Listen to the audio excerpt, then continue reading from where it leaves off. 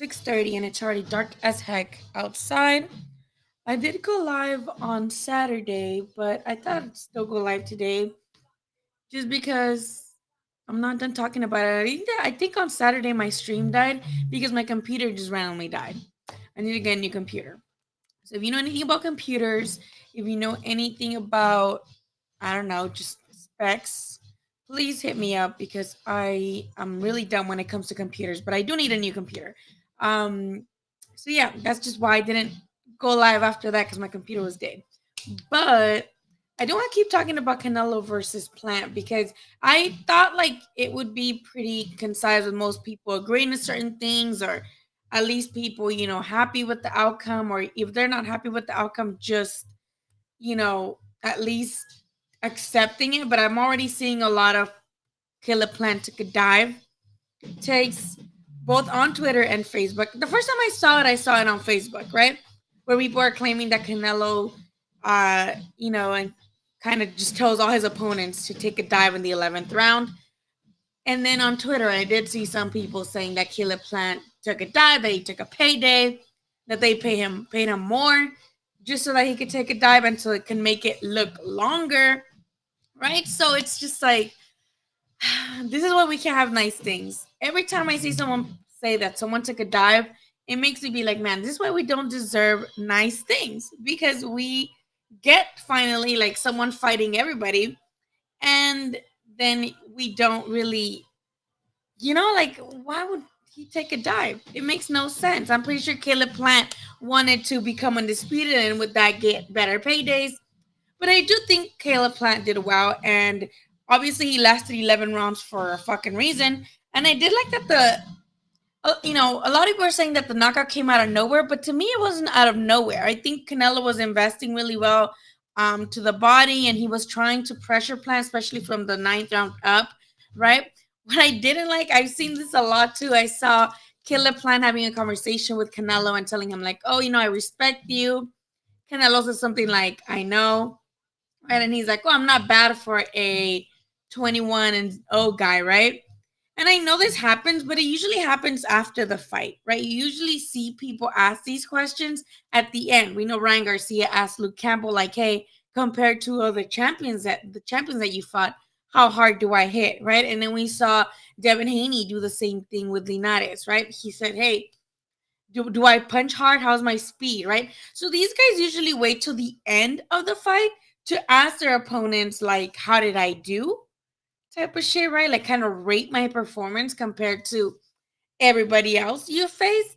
But Caleb Plant couldn't wait. Caleb Plant wanted Canelo's validation right there and then, right? He wanted Canelo to be like, "Oh, yes, I respect you too," or some shit like that, right? But I think Canelo was so focused on the end result and trying to get Caleb Plant out of there that he was not going to answer or play along with his game. Let me look at the. Oh, hi, Alfredo. How are you?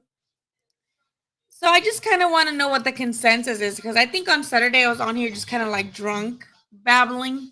But I do want to know what's going on with like y'all's reaction to the fight, especially the undercard. I know it wasn't the best undercard. I wasn't really invested in it as much.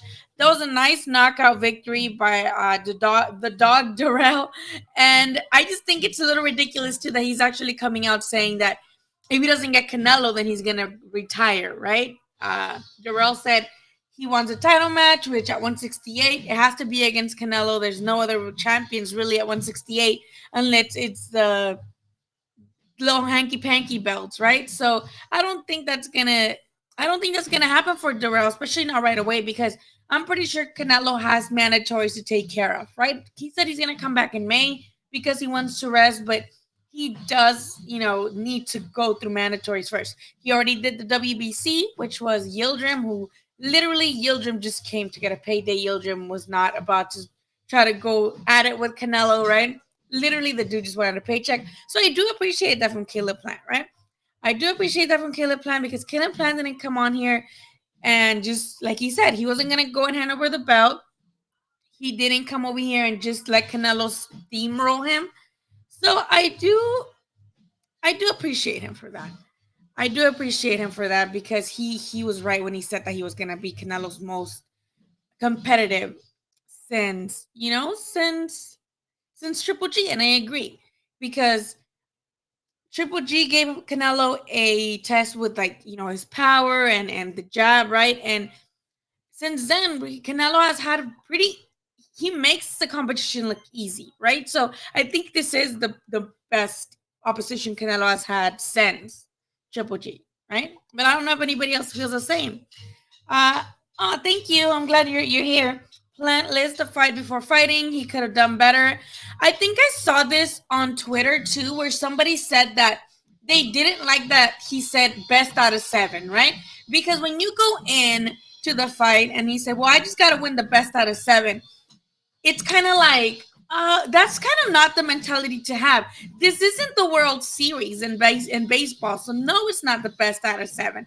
Like that mentality is already like kind of cutting corners type of thing. So I think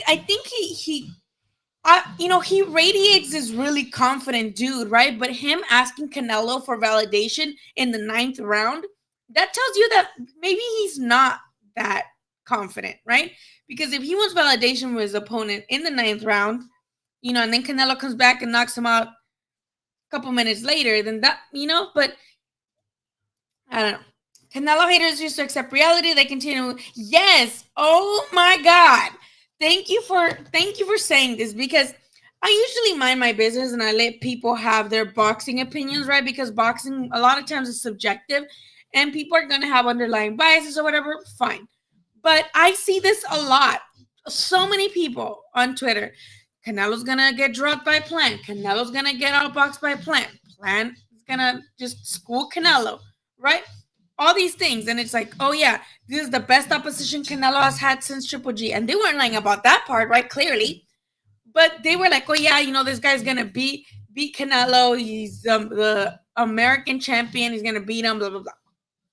And then after Canelo beat him, then it's like, oh, that's why Canelo waited till the end to get this white dude because he was the hardest one. Like Canelo has wanted to face Plants like twice before.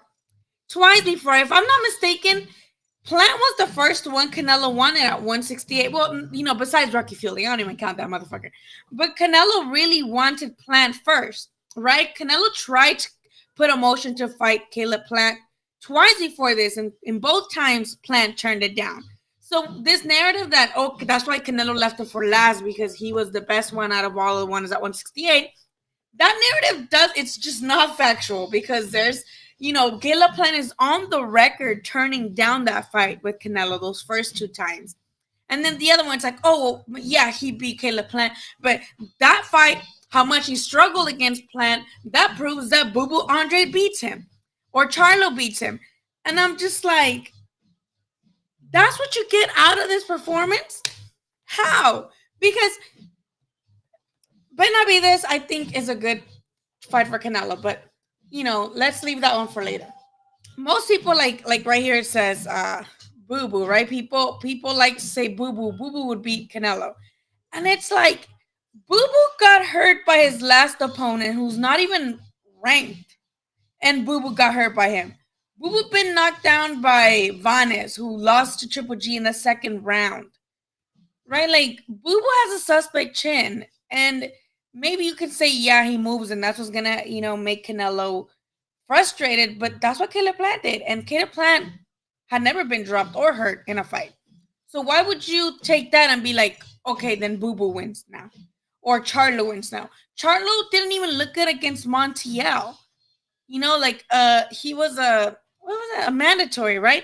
But another guy who's not really, he's ranked by whatever fucking mandatory organization that was. But this is also a dude who had been stopped before. So if you see these guys struggling with opposition who's not even half the level of someone like Canelo is now, how are you going to then put those guys as like, oh, well, because Canelo struggled with Plant for the first couple of rounds, that means that Boo Boo or Charlo beat him. Like that, how the fuck do you get that? As for what's next for Canelo, I wouldn't mind between another thing. Boo Boo and Charlo, they're at 160. Unless they move up to 168, then I guess. But even then, like, why Why move up and then that's the first guy that you're gonna get, Canelo? I think I would love Benavidez at 168. Benavidez is going to hopefully win this Saturday and he can set himself up to become mandatory again, right? Because he has not lost the belt in the ring. He just lost it because of recreational drugs and because of the scale, right? So Benavidez is worth a shot. Benavidez deserves a shot. The thing I feel like Benavidez's downfall is he's not very disciplined and he's proved to not be very disciplined. And he's soft to the body because he used to be a chunky kid, right? And that never really goes away when you're just soft to the body. And he's very robotic when he comes forward. Yes, he's fast. Yes, he has great combinations. Yes, he has decent footwork. So he can try to bully Canelo and pressure Canelo, and that would be great to watch. But ultimately, that would be David Benavidez' downfall because his style is tailor made for Canelo to just counter to the body and get him to the body. That's my opinion, but I do think Benavidez would give him a good fight. Or I don't know if Canelo would just drop all the marbles at 170, at 168 and move up to 175 and fight those guys up there. Manny G says, just get to know why Benavidez is new buggy man. Buggy? The buggy man? Who's that? I don't know who's the buggy man. Who that? Who this? Who has Boo Boo? I think the reason why people really want Boo Boo to face Canelo is because Canelo left 160 when he could have become undisputed. And don't get me wrong, this is something that I think too. This also something that I'm like, hey, Canelo could have been undisputed in 2 divisions now. Instead of fighting fucking Rocky Fielding, he could have faced Boo Boo Andre, beat him, because in my opinion, Canelo beats Boo Boo Andre. Like, that's not even a fucking question to me. Mason, what did you do? Oh, Lord. Oops. What the heck? Sorry, my son pressed a button on something. But, yeah, like, I think that's why, right? Because all Canelo needed to be undisputed at 160 was that Boo Boo Andre fight. So he could have become undisputed at 160 and then moved up to 168 and then been undisputed there. I don't know why Canelo didn't do it, but I strongly doubt it was because he was scared. One, I think he was already thinking about leaving the zone and having a lawsuit with the zone and with Oscar. So I don't think he wanted to involve them in another fight, the zone, I mean, until he knew how that situation was going to resolve. So that's my guess. But, because Canelo left 160, this pushes the narrative that, oh, Canelo must have been so scared of Boo Boo Andre that he had to run up to 160 and fight guys bigger than him to avoid Boo Boo Andre, which even saying it out loud sounds fucking weird. Your complete level competition, underdogs fight harder. Yeah, BJ Saunders had a lot of confidence. And the only reason we're not getting these same narratives about Billy Joe Saunders that, oh, he took a dive, is because he broke his fucking face. Canelo broke Billy Joe Saunders' orbital bone, right? That's the only reason why people don't push that, oh, he took a dive shit. Because they would still be doing this with this too. Agustin says, it was very interesting fight, Canelo and Plant. I thought Plant fought not to get his ass worked. Yes, thank you so much. And I think the reason why people give Plant so much more credit is because they didn't expect much from them. And they should have expected, because like I said on a Twitter thread, yes, we know that Caleb Plant didn't have the best competition, but so far we had to give him the benefit of the doubt because yes, he was a champion and he had never been hurt and he had never been stopped. So, I was like, you got to give him the benefit of the doubt just because we haven't seen him be hurt, right? So I think because people expected so little of him, or they expected Canelo to knock him out faster, then they were like, oh, he's actually making it competitive. Oh my God. Like he never once did Canelo not have the control in that fight. In the early rounds, obviously, he was trying to get adjusted. I think Caleb Plant did well, landing great on Canelo, but it's boxing. You're going to get hit. And Plant had really good success getting Canelo, right? I think it was a great fight. It was competitive. But Canelo, I don't know how people had Plant up. Plant was landing a lot on the gloves, and he was not, like Agustin said, he was not fighting, just this ridiculous standard. So I don't get that either. Benach or Charlo Charles is the winner. Bro, Charlo Charlo said he didn't want to fight anybody who's vaccinated. So we need to check if Canelo's vaccinated. But maybe he'll make that exception because payday. You want payday? I know that. I need that. Yeah, I think I could plan like 3-4 rounds. I think that's good. 3-4 rounds. I think he did really good. But I think again, like Agustin said, he was not really doing anything spectacular, and Canelo was clearly round after round doing very well. Right? Let's see. Benavides square up. Yeah, I think Benavides is really good, and again, he's very fast, right? Benavides has fast hands, and he throws combinations in bunches, right? I mean, that's what combination means, but he does throw like multiple punch combinations. So I do think that he would give Canelo a good fight simply because we love a Mexican versus a Mexican. We love the putazo fest, right? That ensues, but that Canelo's a natural counterpuncher, so I think that style is just not that great for David to engage in that. Um, yes, thank you. I think that's the best way to put it. He was trying to make Canelo miss, yet never make him pay. He did land some pretty good shots, right? Again, I do commend him for making this competitive. But the only reason why it also looks flashier is because, again, Billy Joe Saunders didn't even have that much. Billy Joe made Canelo miss a lot too, but he didn't was really coming forward to try to hurt Canelo, right? Obviously, Smith didn't do shit. Yildirim didn't do shit, right? So I think because we saw these guys kind of just give up with Canelo and just let him bully them, even though they're bigger, when Plan actually started punching back and landing some shots, people were like, wow. So it's one of those things where the only reason it's that it's being even brought up is because we're used to seeing guys that Canelo faces just them just kind of just being like, fuck this, right? Who would you pick, Berta Biev? I don't like Zurdo. I don't get what the hype is with Zurdo. To me, I'm sorry. I need to see more of him. I hopefully he gets Bivol next and they could do that. I think Benavides is more deserving out of the three. Bertabiev is 175, and Bertabiev is already, I believe, 36, 37. And he did not, Bertabiev did not look good in March. And I know he's fighting Brown, I think this or next month. I think this month. So I want to see how Bertabiev looks before I want to say, put him against Canelo. Because if Canelo does beat an older Bertabiev, then they're just gonna say, Canelo just beat an old guy or an old guy that didn't look good for 2 consecutive fights. We still gotta see what Bertabiev looks like. Bertabiev is still Bertabiev. He has ridiculous power, right? But Bertabiev has been down before too, a couple of times. So with him not looking that stellar, yes, he won by knockout in his last fight in March, but he wasn't looking that good up until the knockout, right? He just has crazy power, which is what Canelo, that would kind of be the downfall with Canelo, right? But it would be power versus, I guess, Canelo's skill because he's a better all-around fighter. But I want to see how Bertabiev looks like this month or next month. He fights Brown either this month or next month, and I want to see how he looks for me to kind of be like, okay, well, I would be interested in him fighting Canelo because there's a chance that he would win. One, I don't do UFC. Two, I hope Canelo doesn't do that UFC versus boxing bullshit. I really hope he doesn't. Maybe once he's retired, like Mayweather, he can fucking come back and fight all the MMA motherfuckers, but not right now.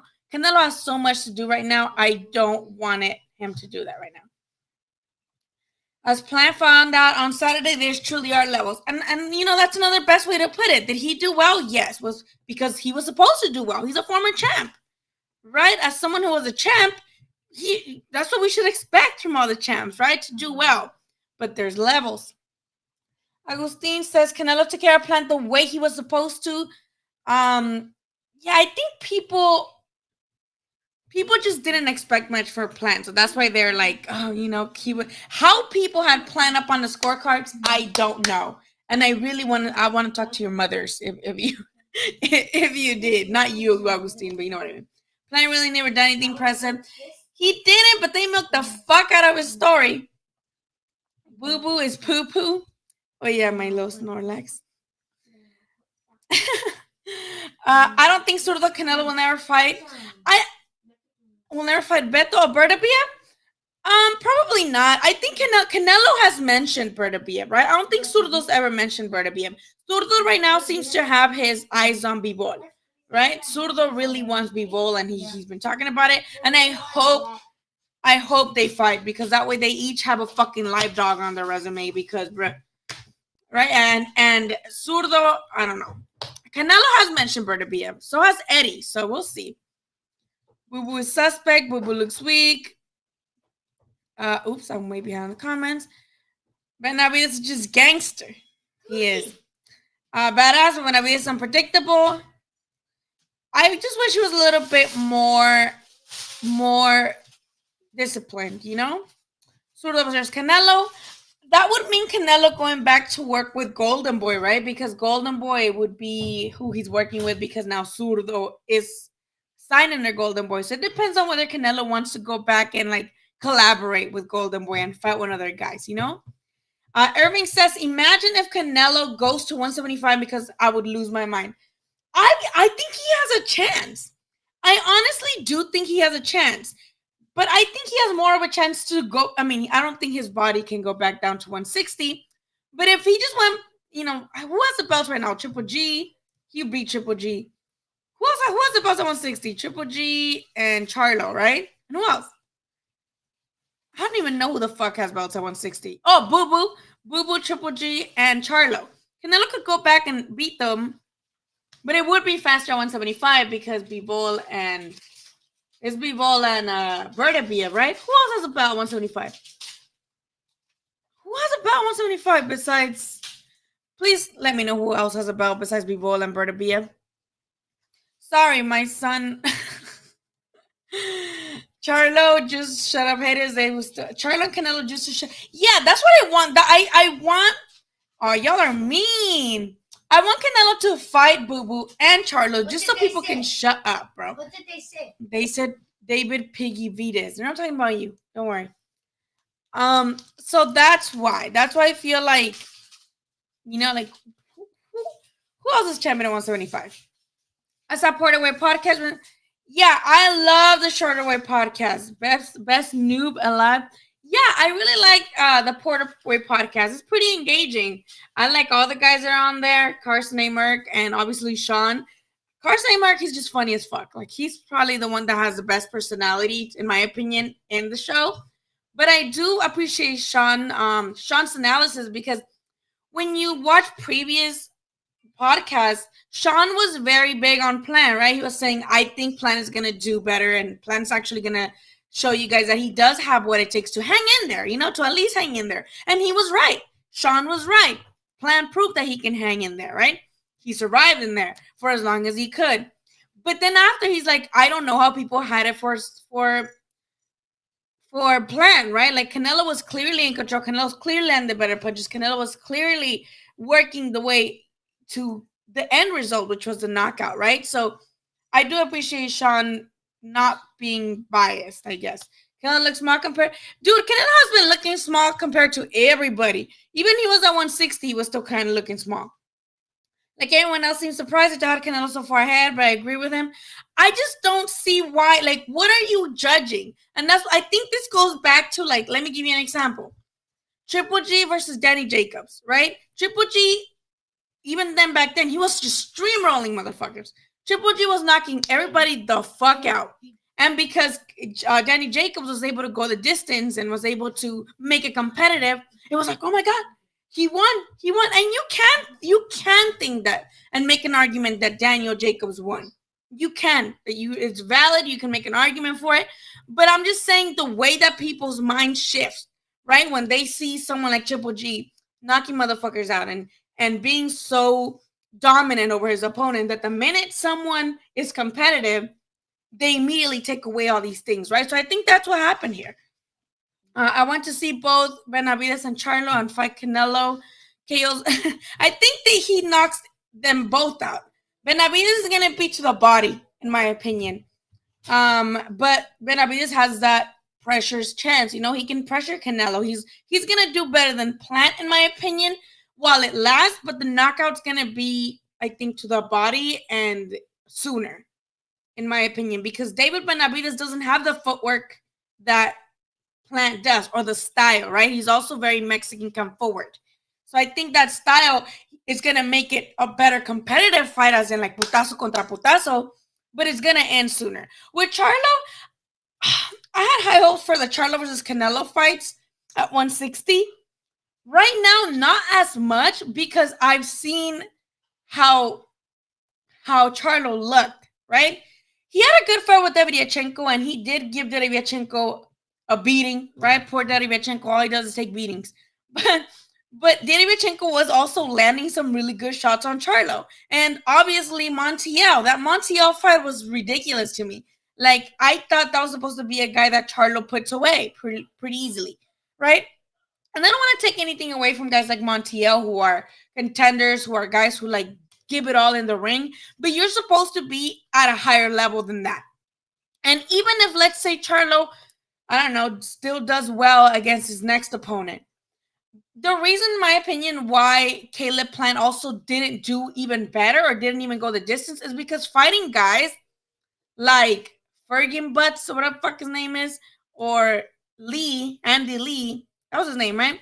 Are not going to prepare you for guys like Canelo or Caleb Truax. Even if you go 12 with Caleb Truax, that type of opposition is not getting you ready for guys like Canelo. So even if, let's say, Charlo would have just steamrolled through Montiel and knocked Derevyachenko the fuck out.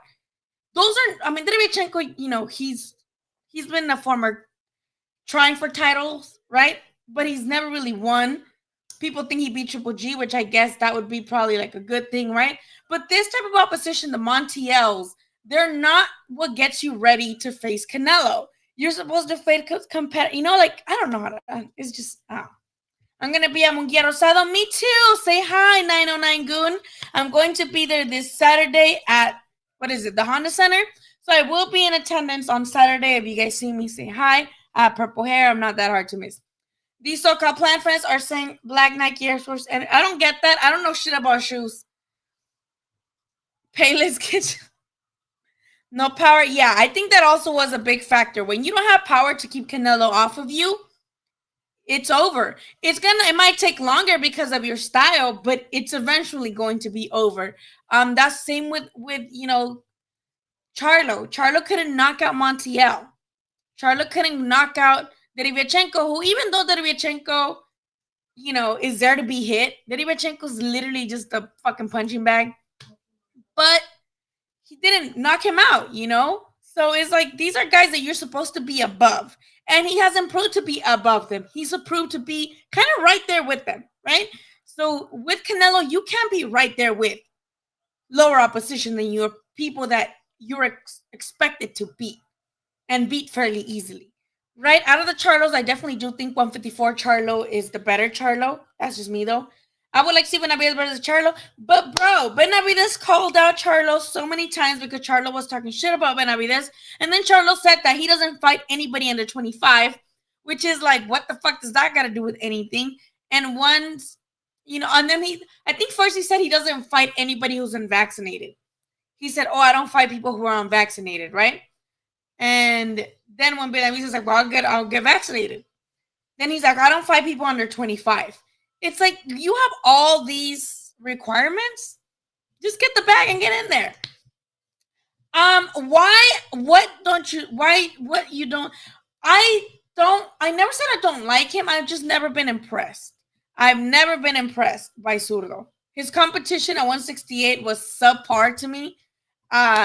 He was okay, but to me it was just like one of those scenarios where they really make sure you become a champion, right? Like, they kind of plan that out for you. And his competition's not been that great. Who was his best name at 168? That guy that he fought twice, and then at the end he said "Me peló la verga." That's the best name he has. And then at 175, he just fought. What was it? He just fought. Who did he fight at 175? Which he knocked him out to the body. It was a pretty good fight, and he did well. That was a good showing of skill. But then let's see what keeps happening, right? Let's see what else happens. Cool. Like, you knock this guy out. Awesome. Let's see what happens. It's just me, though. Thank you so much, Cal. Yeah, it's gonna be tough, especially because he's small as hell. If you talk to my, it's because we're getting married. All right, I'll get you a ring. Shouldn't Canelo stay at 168 because of Zurdo and Vena? He shouldn't. He doesn't owe nobody shit. Like, Canelo doesn't owe anybody anything, right? He doesn't owe them an opportunity to fight him for belts, especially because most guys are not fighting each other, right? They're kind of just waiting for Canelo to throw them a fucking bone, right? And remember when Canelo was still with Golden Boy in the zone, and I remember he had dudes from 154 to 175 waiting on him, right? Before Kavala, right? Because had Kavala waiting. He had Charlo waiting. Even Munguia was waiting. He had fucking Bivol waiting. All these people were like, like, who's he gonna pick? You know, like, who's gonna get that next Canelo payday, right? So I think whoever fights a notable opponent gets to fight Canelo next instead of just whoever. But I think they're gonna try to enforce the mandatory rule, and I think one of his mandatories is that Ryder guy from the UK, if I'm not mistaken, that guy that people think beat Smith but got robbed. I think he's one of his mandatories, and I think that Cuban guy is also his mandatory, the one that knocked out that guy that beat Chavez Jr. I forget their names, but I think those guys are his mandatories. We can look right now at the rankings. Plan was graded on a curveball because, yes, thank you so much for pointing that out. He was definitely graded on that. Conspiracies are getting losing their mind. Nello and Plan tucked in the ninth. Dude, I knew it wasn't gonna be the ninth. And bro, tell me why the fuck I predicted the 11th round. I predicted Canelo would be Plant in the 11th round. I was right. This is like the fifth fight I get right to the fucking round. I need to start betting, y'all. I need to start betting. Someone told me if I would have bet $100 on the round 11th, I would have made $7,000. Well, you know, I could do it $7,000. I could get me some new titties or something. Like, I need those $7,000. Get me those $7,000. I need to get brave and start betting because for Ryan Garcia versus Campbell, I guessed around. For two of the Virgil Ortiz fights, I guessed around, and then for this one, I guessed around too. So I need this, y'all. I need to start betting. I need to start risking. Well, Oscar's gonna be Oscar was at the fight, right? Oscar was at the Canelo fight. Joe Smith. Oh, you're right, Joe Smith. Damn, I'm behind in the comments. I'm so sorry. Let me catch the fuck up. I talk so much. Has Andre Ward said anything about Plant losing? Because I know Caleb Plant already went on and his wife and were like basically we gave it a go. We dare to be great shit, right? So did Andre Ward say anything? Zurdo's fights, tough fights. I'm impressed with Zurdo. Ben, I better be able to impress. I'm gonna need you to use a little bit more grammar because there's just a whole run-on sentence. And people, I'm really impressed with them, but anything could happen. But foreigners for pride, not fame. I'm into. You're going to Munguia Rosado. Hey, let's all meet up and have a beer after. Let's have some beers after the fight. I'm gonna be there, and we should have a beer. Charlo 168 in May, sort of the 160 in September. Benavides. Well, Canelo has been doing so good with PBC. He's been having a good relationship with PBC. So I think they might do Charlo, and Benavides is more probable in my opinion than Zurdo, because Zurdo then he would have to get removed out of the whole bubble that he has right now with PBC and then start something new, as opposed to now he's familiar with how PBC does negotiations, right?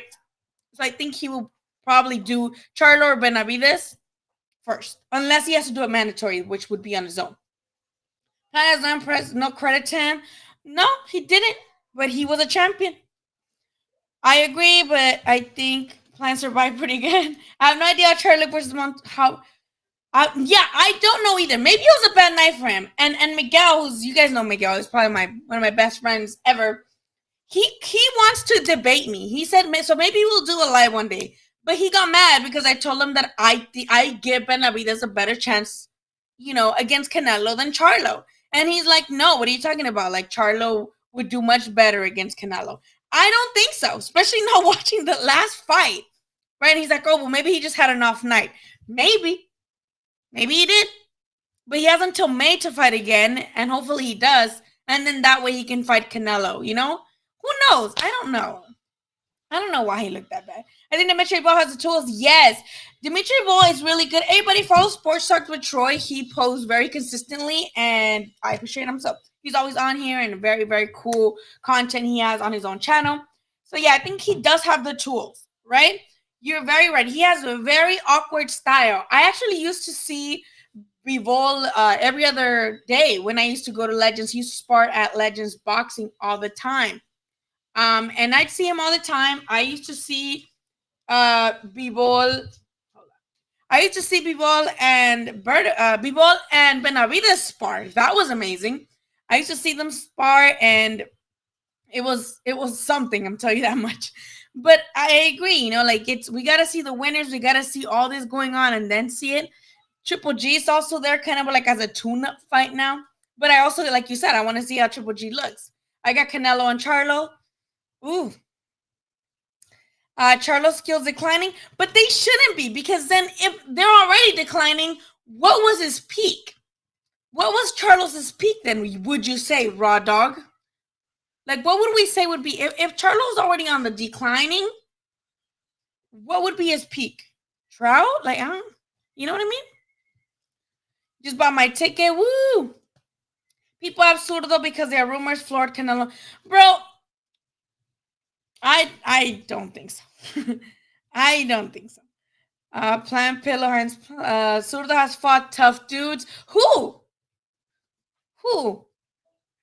Call me annoying, but Rosado Munguia is not a good fight for Gabriel. He hasn't fought there for years. Dude, that's my issue. I was predicting that Rosado would actually beat Munguia, but because it's at 160, I forgot it was at 160. For some reason, I thought it'd be at 168. I think, he's going to be weight drained as fuck. And even though he looked pretty impressive and he looked like he was having like a second, coming to his career, right? He did the bully so dirty. Like, he fucked him up. All his fights have been pretty great. I think he beat Danny Jacobs. I think Rosado beat Danny Jacobs.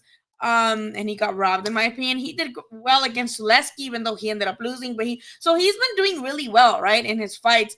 So I was like, oh shit, like Munguia's still too green. When is Munguia gonna stop being fucking green? I don't know. I'm getting a little impatient here with that dude. But he's still kind of in the confused phase of like, wait, I'm a power puncher, but oh, my coach and the people want to see me be more defensive. So you could tell, like, even if in his last fight, that he was kind of like, and he said it himself, right? Post-fight, he's like, well, I was trying to take care of him, but I was waiting for my corner. He's like, I kept looking to my corner to see if they wanted me to stop him or keep going. So he's still kind of in like the confused phase. Hopefully, maybe not anymore, that he's been with Morales for a couple of fights now. But yeah, this could end bad because it's, like, the styles are both like putazos, and Munguia has power. So, hola, Samuel. Sort gets beat up to the body easily by Nello. I think the bigger guys, yes. Yeah, these are my Snorlax. I love Snorlax. I had to log off for a bit. No worries. We're here for a while. Canelo no, don't say that. Don't say that. Let's not do that. Waiting like chicks at a dance. They're like waiting. Yeah, they're like waiting against the wall, waiting for Canelo to come and pick them. Would you have this dance with me? Gabriel Rosado is off a great win, but I think he's gonna find out there's a difference between. I mean, I can't say that just yet, because Munguia is such a rare case, because he's someone who literally got a title shot served to him on a silver fucking platter, right? Like, it came out of nowhere, and his name started kind of circulating the boxing world more widely because they wanted to have him fight Triple G, right? They wanted to basically sacrifice him to Triple G when the Triple G fight fell out with Canelo because of the clenbuterol shit, right? So he hadn't even fought 12 rounds yet. He was just like this 19-year-old kid that they were trying to fucking put in there with Triple G.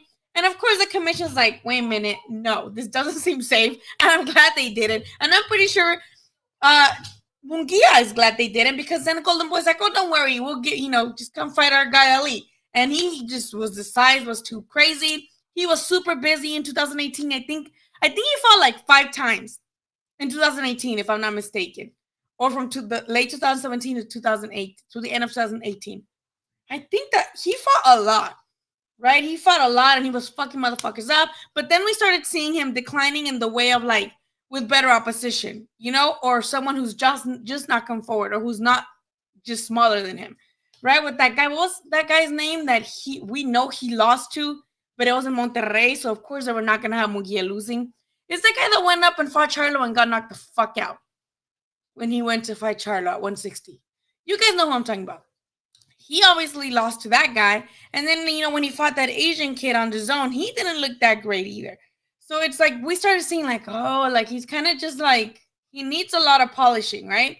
And now he's with Morales, Eric Morales. But I have yet to see that big of a difference, So I think, I don't know. You might have a point. I just want to see it. Rosado will fight anyone. Dude, Rosado is amazing. I don't think I've ever seen a fucking boring Rosado fight. Even when he loses, they're fun. High five, Joe. We need to start betting. Yeah, he's just like, when are you gonna I'm gonna have to screenshot this because it's funny to me. Word punching air right now. I want to know what he said. If he said anything. John Ryder lost Rocky Fielding, Canelo's going to maul him. But they had John Ryder fly in. Remember when Billy Joe Saunders was on that ring bullshit and he's like, I'm not gonna fight unless I get my 18-foot ring or whatever. And it's like, okay, like, and then they had John Ryder fly in just in case, Billy Joe is actually gonna pull off that fucking berrinche, right? So hey, he's been waiting. It's because Munguia has no defense. Yeah, he doesn't. He's trying, but he's not there yet. Plan wasn't listo. Palos chingazos. Listos pelos chingazos. I remember one of my friends said, I'm going to get that. Oh my God, this fucking camera.